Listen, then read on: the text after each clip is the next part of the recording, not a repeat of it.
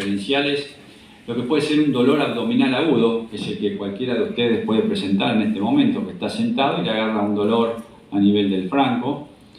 Eso es solamente un dolor abdominal agudo de lo que es un abdomen agudo, porque el abdomen agudo es aquel cuadro sindromático que generalmente tiene una duración mayor a 6 horas, que es progresivo, que potencialmente tiene un riesgo de mortalidad y que va a tener tanto repercusiones de alteraciones locales como generalizadas, y que, bueno, si, como dijimos anteriormente, si no hacemos un diagnóstico oportuno y un diagnóstico lo más precoz posible de cuál es la etiología del mismo, posiblemente tengamos una evolución desfavorable. Los mecanismos de producción de los abdómenes agudos, esto lo saben bien todos ustedes, son de 6 tipos: oclusivos, infecciosos, hemorrágicos, inflamatorios, metabólicos, isquémicos. Y en cuanto a la resolución, pueden ser médicos o quirúrgicos. Los abdómenes agudos de origen médico generalmente pueden ser de propio origen abdominal, ya sea a nivel de la pared o intraabdominales, con cuadros como la pancreatitis, los cólicos biliares, los cólicos renales, y hasta un 5% de las hepatitis pueden desencadenar cuadros de abdomen agudo. Después están todas las causas que son de origen extraabdominal, ya sea por enfermedades vasculares, neurológicas, infecciosas, procesos hematológicos, fármacos de causas tóxico-metabólicas, hasta alteraciones de la esfera mental. Y en cuanto a los abdómenes agudos quirúrgicos, la apendicitis, la patología biliar, la úlcera gastrodenal perforada, la obstrucción intestinal, las hernias complicadas, los accidentes vasculares abdominales, el embarazo ectópico, la patología tumoral complicada y los traumatismos son siempre causas frecuentes de abdómenes agudos que pueden ser de resolución o de resolución, generalmente son quirúrgicos. ¿Cuál debe ser nuestra sistemática a la hora de evaluar un paciente con un abdomen agudo? Bueno, la sistemática que habitualmente utilizamos en nuestra práctica diaria, estableciendo primero los antecedentes clínicos, elemento de relevancia que muchas veces pasa desapercibido en aquello que hacemos consulta de urgencia. Y yo recuerdo siempre, cuando hice durante mis 22 años de guardia en el Hospital Pedro Fiorito, que es un hospital internacional general de agudos, en el pase de guardia, como lo hacen ustedes habitualmente, se comentan los pacientes. Si había un paciente masculino de unos 45 o 50 años, que había consultado a la noche por cuadros de cólicos abdominales intensos. Bueno, se hizo la sistemática, se evaluó, se examinó al paciente, no tenía signos de defensa, pero tenía esos cuadros de cólicos abdominales generalizados, muy intensos, que calmaban solo con analgésicos y antiespasmódicos, pero pasaba cierto tiempo y se volvía a repetir, no tenía fiebre. Se le hizo una analítica de guardia, donde pensando que podía ser un cólico renal, y sedimento urinario normal, glóbulos blancos normales. Se hizo una ecografía, la ecografía no reveló datos. Se lo pasó por tomografía computada, siguiendo toda la sistemática que vamos a ver adelante en los procesos de dificultad diagnóstica en los abdómenes agudos. Y bueno, y con ese panorama se presenta en el día siguiente que tomo la guardia. Bueno, cuando lo fuimos a interrogar, efectivamente no habían interrogado sobre los antecedentes del paciente, y el paciente trabajaba con plomo. Cuando le vemos las encías, tenía las encías grises, tenía una gingivitis de Burton, y lo que tenía era un cólico saturnínico. O sea que fíjense que a veces no tomarse el tiempo para preguntar sobre qué trabajaba el paciente, cuál era la ocupación, cómo puede a veces uno demorar el diagnóstico, llevar a una serie de métodos diagnósticos innecesarios. Esto demuestra claramente que dentro de los abdómenes agudos hay un 10 a un 40% que muchas veces pedimos estudios que no son necesarios y que los podríamos obviar, y en eso generar un menor gasto público. El otro elemento que debemos hacer siempre en nuestra sistemática de abordaje de un abdomen agudo es hacer un buen interrogatorio, y siempre el buen interrogatorio está sobre uno de los elementos que es característico, que es interrogar sobre las características del dolor. Intensidad, localización, duración, posición en la que calma, si tiene algún medicamento o no que lo mejora o no. Nuestro examen físico debe ser lo más exhaustivo posible y no debemos olvidarnos nunca dentro de nuestro examen físico de que muchas veces la realización de un tacto rectal o vaginal son elementos muy importantes para discernir la etiología del mismo. Y dentro de los estudios complementarios tenemos también una sistemática de estudios que pasa desde el laboratorio hasta los estudios de imágenes, y dentro de los estudios de imágenes para los abdómenes agudos tenemos, de acuerdo a lo que se marca habitualmente, que son 4 tipos. En primer lugar, la radiografía simple de abdomen. En segundo lugar, la ecografía abdominal. En tercer lugar, la tomografía computada. Y en cuarto lugar, la resonancia nuclear magnética. Veamos entonces en el tema que me encargaron los directores del curso que les hablara, que fueran los abdómenes agudos, pero en 2 tipos especiales de escenarios: el abdomen agudo en el paciente joven y el abdomen agudo en el paciente anciano. Y las causas entre estos grupos etarios predominantemente son diferentes. En el abdomen agudo lo que va a predominar más son los cuadros apendiculares, los dolores abdominales inespecíficos, las adenitis mesentéricas, y no debemos olvidarnos en la mujer, sobre todo la mujer en edad fértil, todo lo que tiene que ver con la patología ginecológica. Y en la patología, en los pacientes ancianos, la más prevalente van a ser toda la patología que tiene que ver del tipo de vista vascular isquémico, los cuadros diverticulares, las complicaciones herniarias y los cuadros obstructivos intestinales.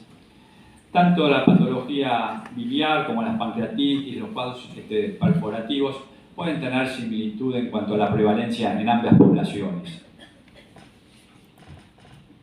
Vamos entonces al primer caso clínico, entrando dentro de lo que es el abdomen agudo en el paciente joven, y se nos presenta una paciente de 30 años, femenino, con antecedentes de toma de anticonceptivos orales, que se presenta con intenso dolor abdominal de 24 horas de evolución, de comienzo en epigastro y posterior localización fosa ilíaca derecha, acompañado de fiebre y vómitos.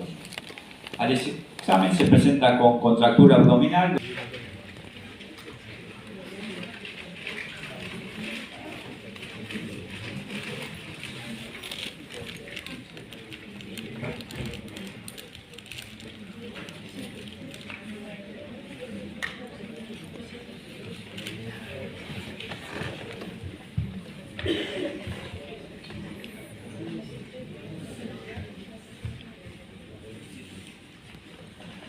Bueno, el 81% respondió correctamente y hubo alguna pequeña cantidad que respondieron de una manera diferente.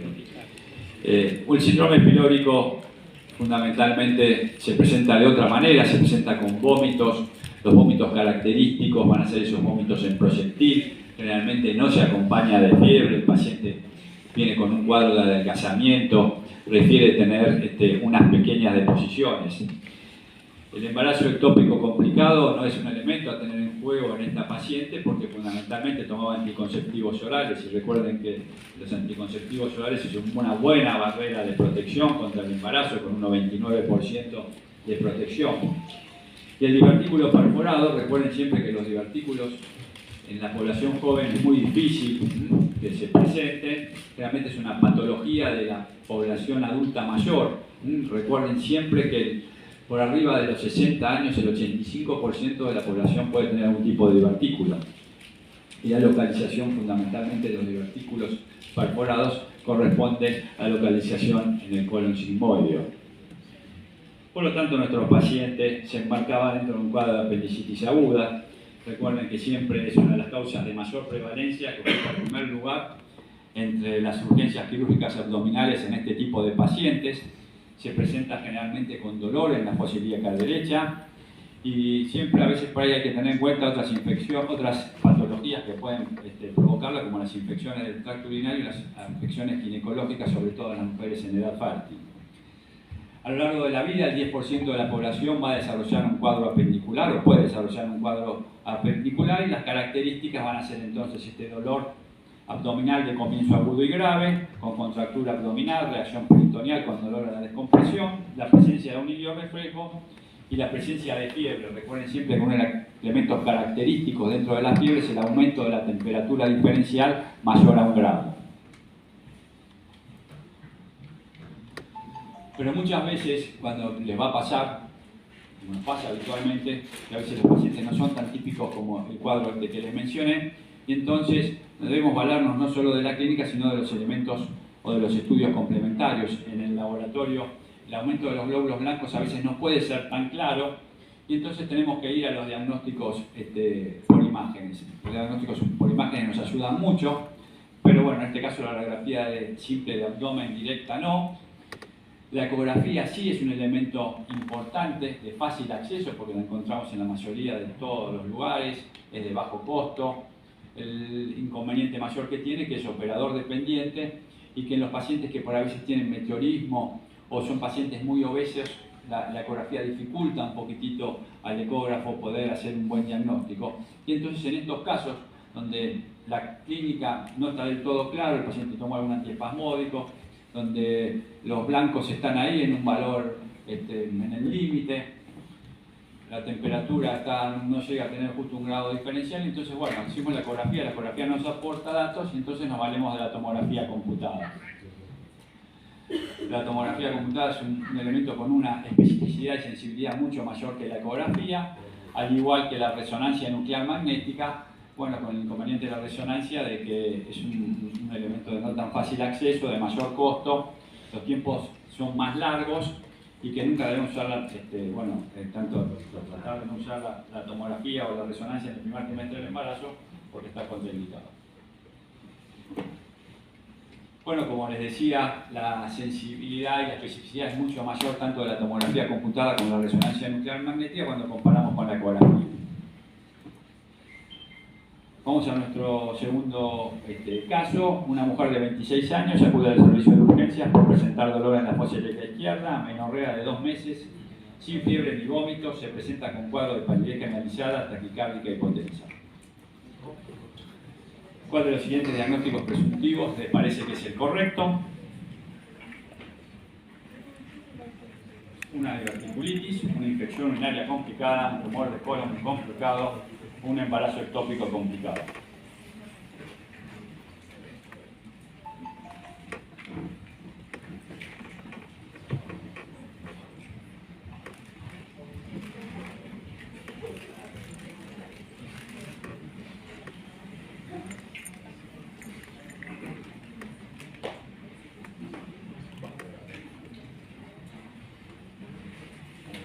Bueno, acá estuvimos muchísimo mejor. Efectivamente, un embarazo ectópico complicado, una diverticulitis, dijimos, es la población más frecuente, la infección urinaria complicada, no tenía ninguna sintomatología urinaria, tenía una perfusión lumbar negativa. La patología de colon tampoco es una edad frecuente de aparición, no requirió trastornos del ritmo evacuatorio. Y el embarazo ectópico complicado con antecedente de una amenorrea es uno de los primeros diagnósticos a tener en cuenta dentro de lo que son los síndromes vasculares hemorrágicos en la mujer en edad fértil. Hay otras posibles etiologías a tener en cuenta dentro de los síndromes vasculares hemorrágicos, como la ruptura de una grisma de aorta abdominal, los folículos hemorrágicos, las rupturas de vísceras sólidas, fundamentalmente posteriores a traumatismos, los tumores sangrantes hacia cavidad abdominal. Y la forma de presentación es como la de este cuadro, con un dolor abdominal de comienzo agudo, que a veces puede irradiar al hombro. Se presenta en muchas oportunidades con un abdomen blando, doloroso, con una palidez generalizada, secundario a un cuadro anémico agudo.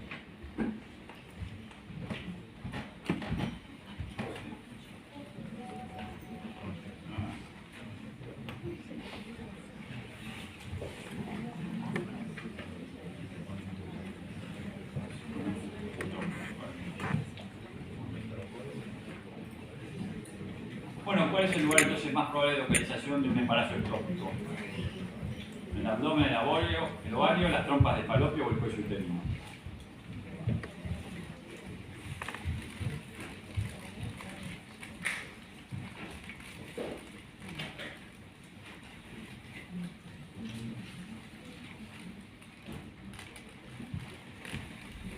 Bueno, cortamos.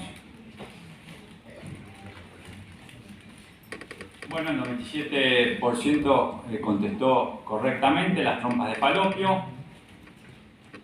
Recuerden que los embarazos ectópicos pueden ocurrir en toda la cavidad abdominopélvica, pero la mayor parte se produce en la trompa de falopio, aproximadamente un 95-97%, y menos de un 2%, un 1% pueden ubicar en cualquiera de las otras regiones. Vamos hasta este tercer caso clínico dentro de lo que es el abdomen agudo en los pacientes jóvenes. Una mujer de 32 años que consulta por dolor abdominal de 24 horas de evolución, que no se dio con analgésicos. Dentro de los antecedentes personales no había alergias medicamentosas, ningún otro antecedente médico ni quirúrgico de interés. En su enfermedad, la paciente refiere un dolor abdominal de 24 horas de evolución, localizado fundamentalmente en el abdomen superior y medio. Antecedentes de episodios recurrentes de dolor abdominal de tipo cólico que no respetan el descanso nocturno ni muestran clara relación con la ingesta. Refiere pérdida de 6 kilos en el último mes, alterna periodos de diarrea y constipación. La fecha de última menstruación fue hace 20 días y es nulípara.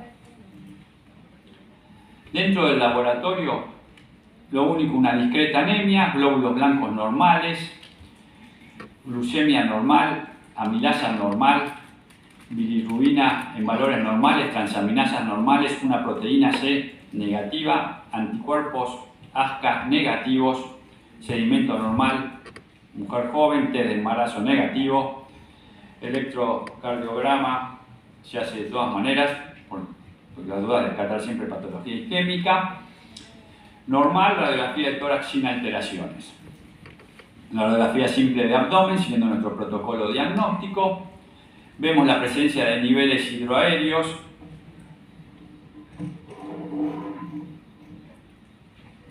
como lo ven, perfecto en las asas de delgado, con una ecografía de abdomen que revela también la presencia de asas de delgado dilatadas y llenas de líquidos con muy escaso peristaltismo.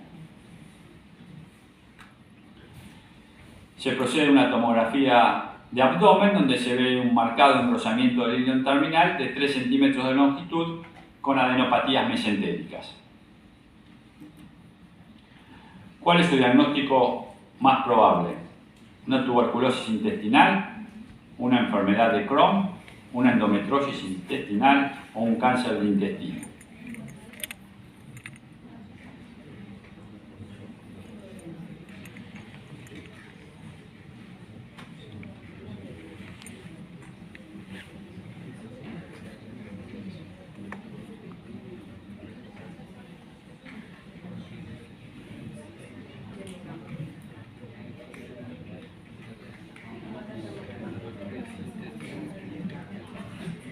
Bueno, acá sí fue mucho más peleado.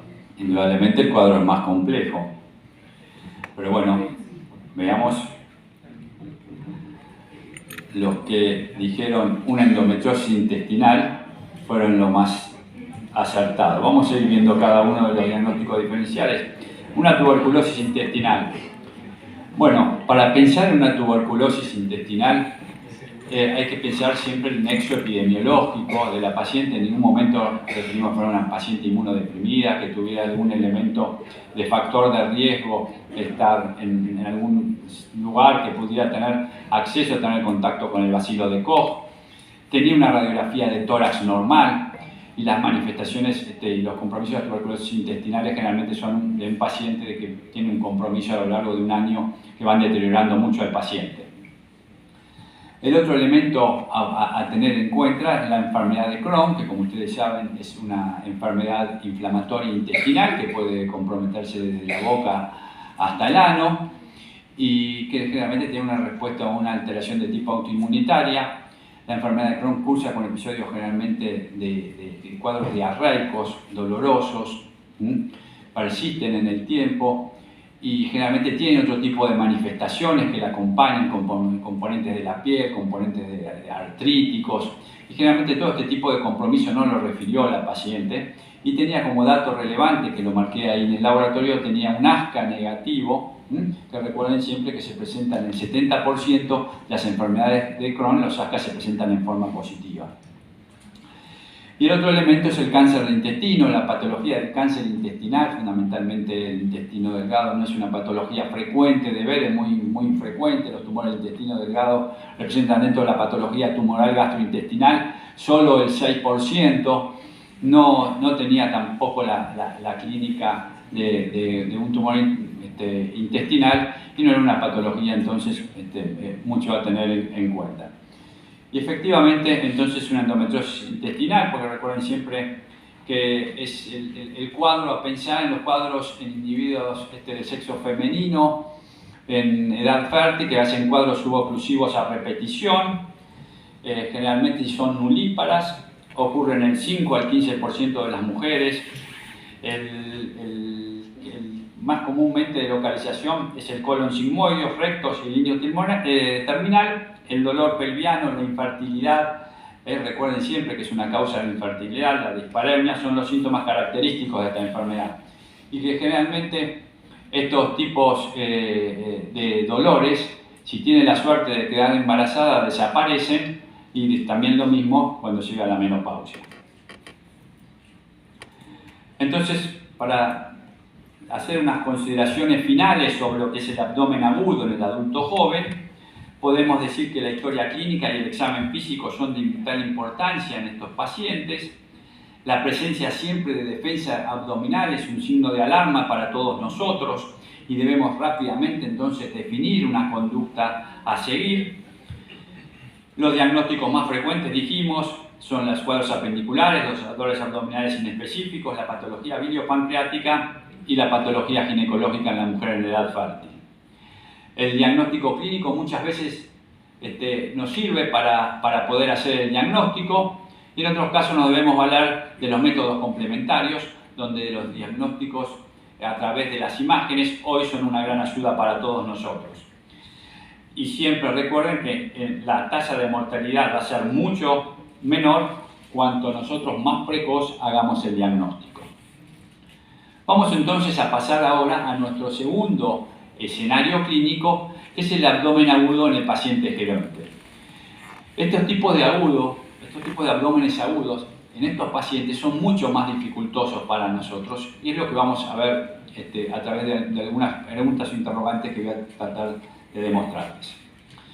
Vamos entonces con nuestro primer caso en estos tipos de pacientes, un paciente de 80 años, masculino, con antecedentes de hipertensión, dislipemia, cáncer de próstata, en tratamiento hormonal, que se presenta con un cuadro de dolor abdominal generalizado, intenso, de 12 horas de evolución, refiriendo el paciente episodios previos de dolores postprandiales, pero de menor intensidad y duración. Al examen se presenta con un abdomen blando, con dolor a la palpación profunda en forma generalizada y presencia de ruidos hidroaéreos disminuidos. ¿Cuál es su sospecha diagnóstica? Una isquemia mesentérica, una ruptura de aneurisma de aorta abdominal, una úlcera gástrica perforada o una diverticulitis aguda.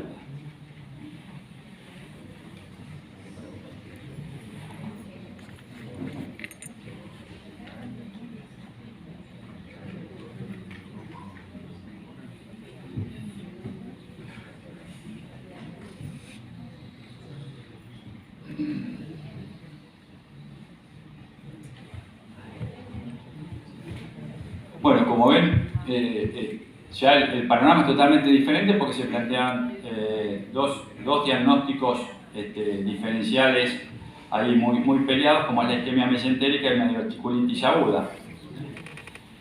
Pero en este caso es una isquemia mesentérica. Y recuerden, esto es importante, por eso que prestemos muchas veces cuando interrogamos nosotros a nuestros pacientes. El dolor abdominal que refería el paciente era un dolor abdominal generalizado. El cuadro de la diverticulitis, el divertículo cuando se inflama, es bien localizado, es una región localizada. Recuerden siempre que va a ser más frecuente del lado izquierdo. Generalmente va como síntoma acompañante en la diverticulitis la fiebre, elemento que no tenía.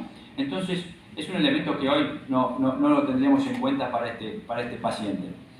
La úlcera gástrica perforada, que puse un 20%, recuerden siempre que cuando hay una perforación de una víscera hueca hay dos elementos característicos.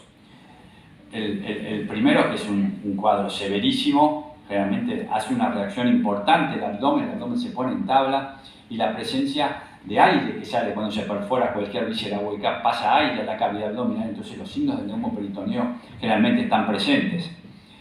Y lo otro es un cuadro, sí, una emergencia, una verdadera emergencia cuando se rompe un aneurisma de aorta abdominal. Es un cuadro que rápidamente nos choca al paciente, se hipotensa, se taquicardia. Tenemos una disminución, si vamos a buscarle siempre, vayamos a buscarle ante estas pacientes la presencia de investigar los pulsos pedios, los pulsos femorales, que no los vamos a encontrar, sobre todo los femorales, porque los pedios tienen que estar con muy hipotensión taquicardia, tampoco es difícil palparlos, pero los pulsos femorales, la ausencia de pulsos femorales, y se palpan un poquito mejor los radiales, nos debe hacer sospechar la ruptura de un aneurisma de aorta abdominal.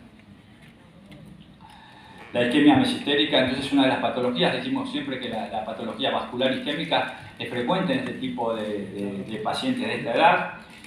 Generalmente tiene una elevada mortalidad. Solo un 30% se presenta con la clínica trágica de dolor periumbilical, vómitos o diarrea y antecedentes previos de embolismos. Y que estos síndromes vasculares obstructivos generalmente tienen como probable patología obstructiva la patología arterial en un 70%, en un 10% la venosa y en un 20% cuando son de no oclusivos, realmente por un bajo gasto cardíaco, una hipovolemia o una hipotensión sostenida. Las características de presentación de estos síndromes vasculares obstructivos siempre el antecedente de un factor de riesgo, fundamentalmente en este caso, bueno, la edad ya lo demarca, la edad avanzada, pero el hecho de una insuficiencia cardíaca, de alguna arritmia, de estados de hipercoagulabilidad. Recuerden que este paciente era un paciente que era portador de un tumor de próstata. Generalmente los dolores abdominales son severos y difusos y desproporcionados cuando uno los va a revisar, porque el paciente se queja por ahí de un dolor tan intenso, lo va a revisar, se empieza a encontrar algo y realmente en la palpación no se encuentra con el acompañante o la condescendencia con ese dolor. Y siempre son mayor la intensidad en las trombosis arteriales que en las venosas. Dentro de los estudios, los datos analíticos pueden ser de ayuda, con un dímero de elevado, pero bueno, lo importante es hacer una angiotomografía o una angioresonancia. El ecodoppler generalmente, en el caso de las isquemias mesentéricas agudas, tiene poca trascendencia porque solamente evalúa bien la parte proximal, la parte distal no, y bueno, el gold estándar es la arteriografía.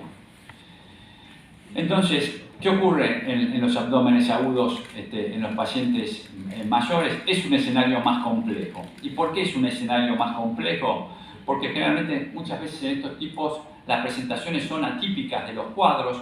Hay un componente multifactorial en estos pacientes porque tienen generalmente múltiples comorbilidades y generalmente muchas veces la impresión, fíjense como cuando presenté este caso, ya hubo una impresión diagnóstica incorrecta en casi más la mayoría de los que pensaron que por ahí era una diverticulitis complicada, que era más una patología de tipo isquémica complicada. Entonces,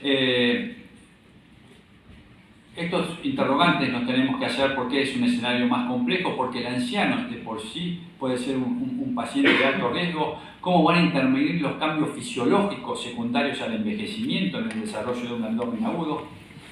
Recordar siempre el concepto de adulto frágil y cuáles van a ser entonces las causas más frecuentes de abdomen agudo en este tipo de pacientes y cuáles son las dificultades para el reconocimiento y abordaje del mismo. Porque el anciano es un paciente de alto riesgo y uno de los elementos que hacen al descendente al envejecimiento es el deterioro biológico progresivo. Y esto va en algunos elementos a tener en cuenta, como hay una mayor depresión del sistema inmune, hay una disfunción del sistema neurohormonal, hay un mayor desarrollo de aterosclerosis. Generalmente se acompaña el envejecimiento de una menor respuesta, una reducción de la tolerancia al estrés fisiológico.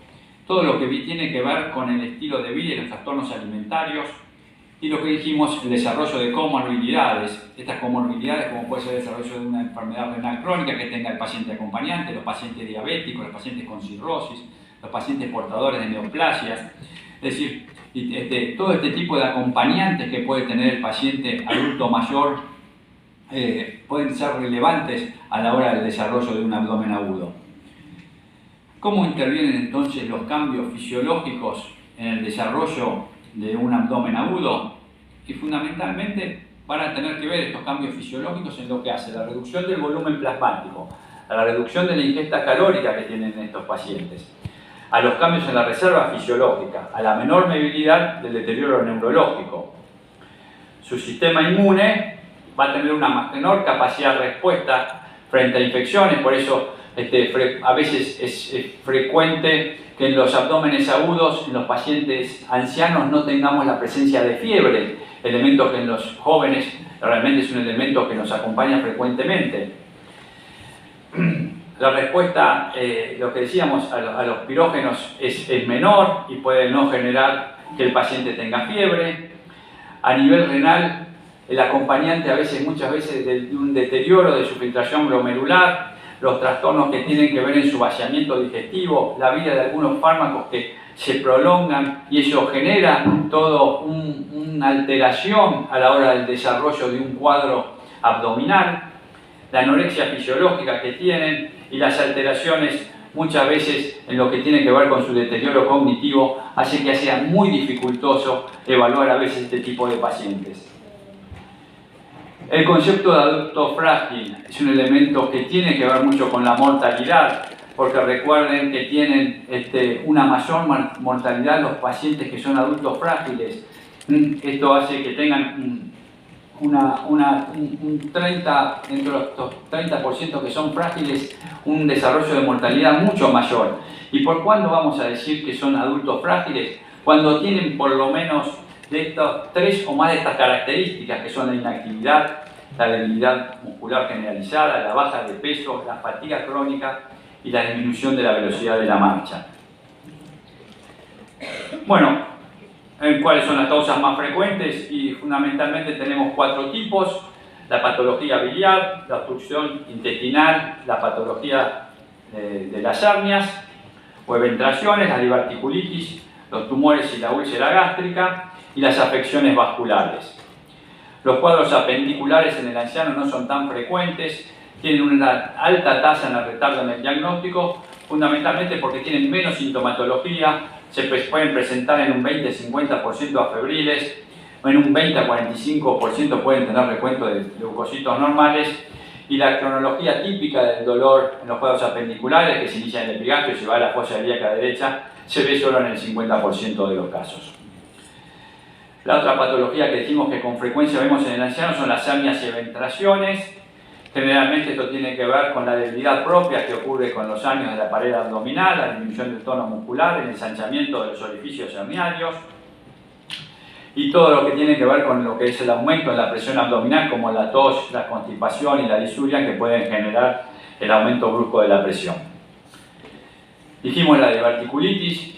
Es una afección frecuente en este tipo de pacientes porque los divertículos son más frecuentes por arriba de los 60 años, como dijimos, y los cuadros diverticulares inflamados pueden aparecer en el 50% de los pacientes mayores de 75 años. Siempre son más frecuentes en el colon sigmoideus.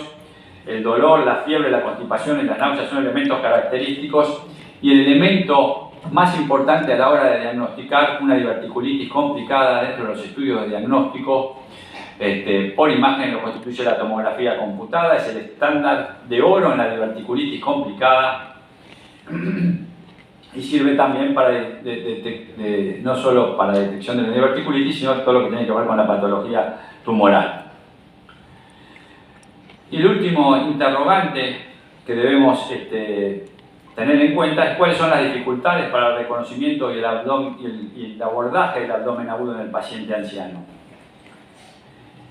Bueno, el primer elemento es la comunicación. En este tipo de pacientes, que dijimos que muchas veces van acompañados de un deterioro cognitivo, si tienen tenido algún elemento de accidente cerebrovascular previo, que tengan una alteración en el lenguaje, nos hace muchas veces muy dificultoso el poder hacer un buen interrogatorio. Las maniobras de descompresión pueden ser negativo en este tipo de pacientes por todo lo que dijimos que tiene que ver con su alteración a nivel de los plexos nerviosos, de la debilidad de las paredes abdominales. La patología, los antecedentes de patología abdominal pueden no ser responsables del problema actual y llevarnos a un diagnóstico erróneo. Las comorbilidades asociadas es otro elemento que muchas veces nos dificulta el diagnóstico. El consumo de determinados fármacos, recuerden que aproximadamente los adultos mayores toman a término medio 4,2 medicamentos por día. Pueden ir desde 1 hasta 8, es decir que la polifarmacia es un elemento que puede enmascarar la presentación de algunas patologías y en otros casos puede generarlas. La mayoría son consumidores de antiinflamatorios no esteroides que generalmente aumentan el desarrollo de la patología de tipo péptica y renal. Los síntomas son más tardíos e inespecíficos. Los síntomas típicos de dolor abdominal a veces pueden no presentarse con tanta frecuencia, dijimos, que los cuadros, como les mencioné recién, el cuadro appendicular, como en los pacientes jóvenes. Y cabe recordar que generalmente el deterioro general que tienen estos pacientes, la prevalencia de caídas que pueden llegar a tener, generalmente son otras manifestaciones que pueden complicar los cuadros de abdómenes agudos. La exploración física va a ser mucho más inespecífica. La hipotermia es 4 veces más frecuente en los ancianos cuando desarrollan un proceso intraabdominal. Y todo lo que tiene que ver los aspectos psicosociales, porque a veces no son propios por lo que el paciente muchas veces minimiza los síntomas, sino muchas veces su entorno que considera por parte de los profesionales que los síntomas son consecuencia de su propio envejecimiento. En algunos casos, todo este tipo, tanto por parte del paciente como los familiares, hacen que el retraso al diagnóstico sea mucho mayor y con eso el pronóstico mucho peor. Bueno, en cuanto a los exámenes complementarios en este tipo de pacientes, los laboratorios dijimos que a veces no guardan el mismo grado de inflamación que los pacientes jóvenes. La radiografía simple de abdomen y de tórax ofrece menor información que en los adultos más jóvenes. El neumoperitoneo puede no apreciarse en un 30 o un 35% de los ancianos cuando aún haya una perforación de una víscera hueca. Vamos entonces a ver uno de estos casos que se presentan en pacientes mayores. Este es un varón de 72 años que acude a urgencias por dolor abdominal de 8 horas de evolución. Como antecedentes, es un paciente con antecedentes de cardiopatía isquémica, hipertenso, manejado con 10 miligramos de enalapril, una fibrilación auricular en tratamiento con digoxina y Sintrom, es decir, que no está revertida, intervenciones quirúrgicas, apendicectomías de niño. A la enfermedad actual, paciente con dolor abdominal continuo desde hace 8 horas en epigastro e hipocondrio derecho con irradiación dorso-lumbar, disneico, sensación febril, náuseas, presentó 2 episodios de vómitos biliosos en las últimas horas. En su examen físico, dolor a la palpación en el epigastro e hipocondrio derecho, un morfi positivo, una punio-percusión lumbar negativa y ruidos hidroaéreos positivos. El laboratorio de dato positivo, un aumento de los glóbulos blancos con una neutrofilia, un aumento de la bilirrubina total de 2,1 miligramos por decilitro a predominio directo, transaminasas normales, fosfatasa alcalina normal, sedimento urinario normal, la fibrilación auricular con frecuencia de 100, radiografía de tórax sin infiltrados ni imágenes de neumoperitoneo, radiografía de abdomen SP y la ecografía presenta barro biliar con vesícula distendida y pared engrosada. ¿Cuál es el diagnóstico de sospecha de sus pacientes? Un síndrome coledociano, una colecistitis aguda, una colecitopancreatitis o todas son correctas.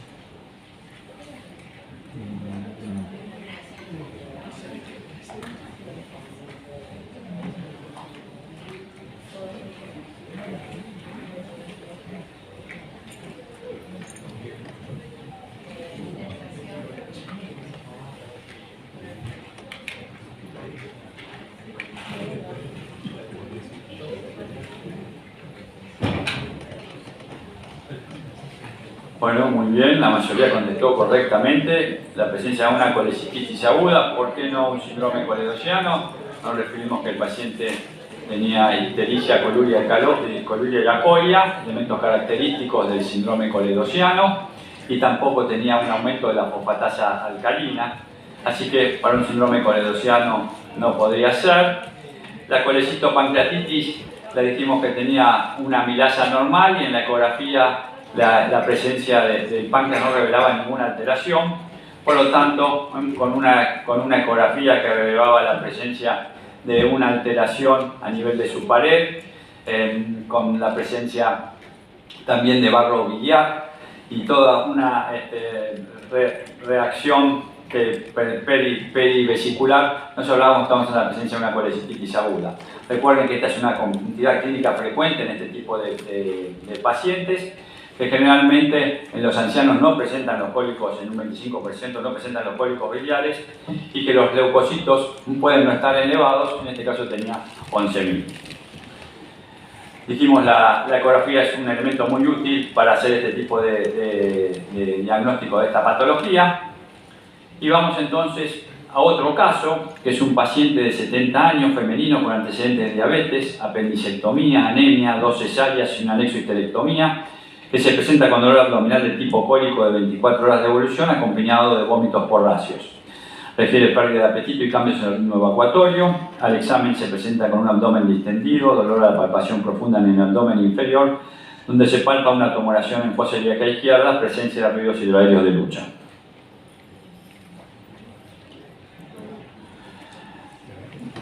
Bueno, acá ya lo pasaron al revés, lo pasaron con el diagnóstico.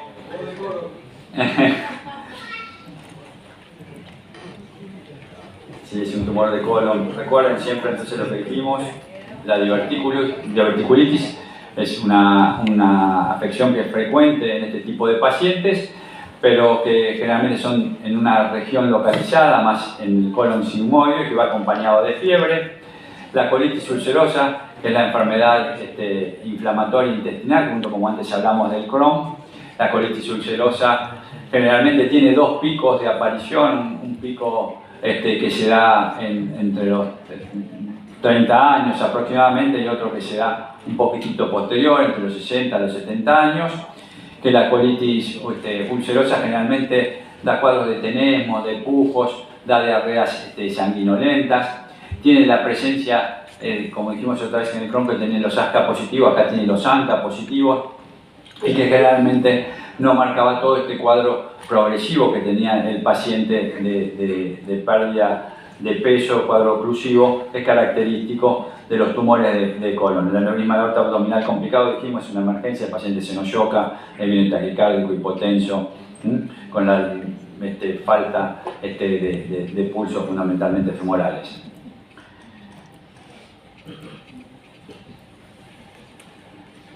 Bueno,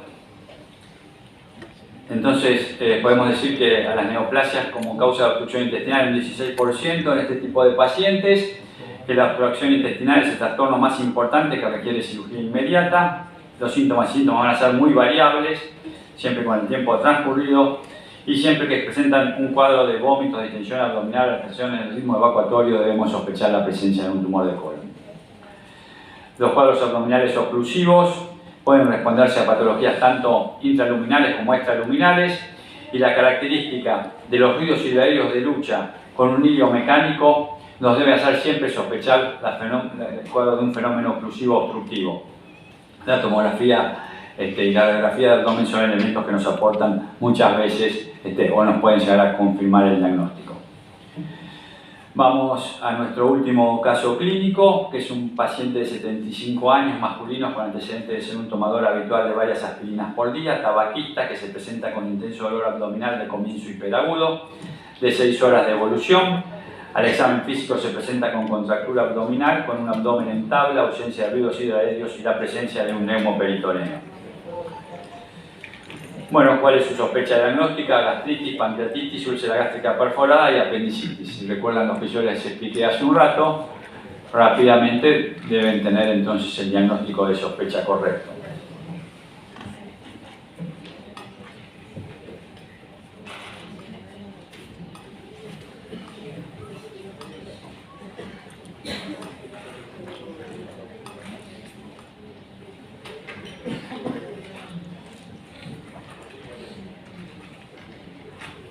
Perfecto, perfecto.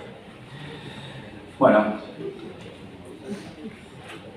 todo lo que tiene que ver con la citis, la gastritis, la pancreatitis, apendicitis, ninguno de esos presenta la presencia de aire, la presencia de un hemoperitoneo. Sí lo presenta cuando hay la perforación de una víscera hueca.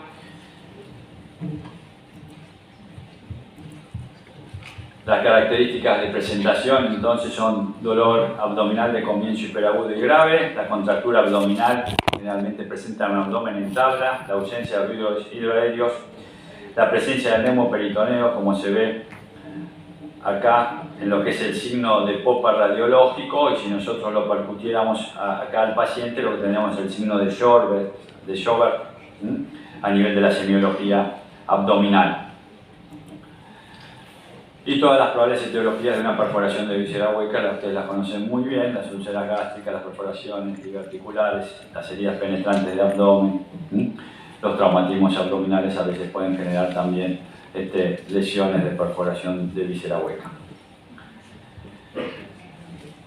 Recuerden que la úlcera gastroduodenal tiene una mayor incidencia y una mayor mortalidad en los pacientes ancianos. ¿Por qué? Generalmente porque tiene un mayor consumo de antiinflamatorios no esteroides, mayor consumo de aspirina, los mecanismos de defensa están alterados, un tercio de estos tipos de pacientes internados no presentan dolor y generalmente los patrones típicos de irradiación no los guardan, por lo tanto esto a veces genera que terminen con complicaciones mucho mayores y eso tenga un pronóstico más ominoso. Para finalizar, algunas consideraciones entonces en el abdomen agudo en el adulto mayor. La población que sobrepasa los 65 años hoy está aumentando. Generalmente esto va a traer una mayor cantidad de consultas a nuestros consultorios. La mortalidad es mayor en este grupo de pacientes. Tanto la mortalidad como la probabilidad de error diagnóstico se incrementan de modo exponencial a partir de los 50 años. El paciente anciano es un paciente frágil. Recuerden siempre, el 30% son frágiles y los procesos de envejecimiento reducen la capacidad de respuesta de los sistemas y órganos vitales.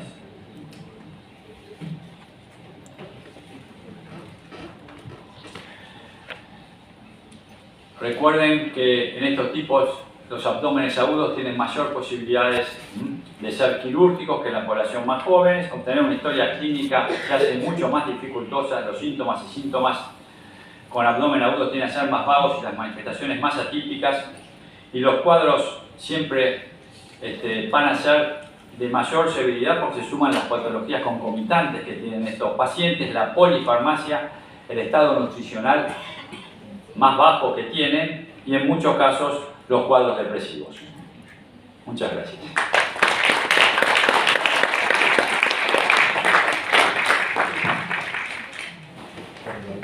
Estamos en tiempo. Si quieren hacer alguna pregunta, si no lo dejamos que está el doctor Martín de esa acá, que lo va a presentar.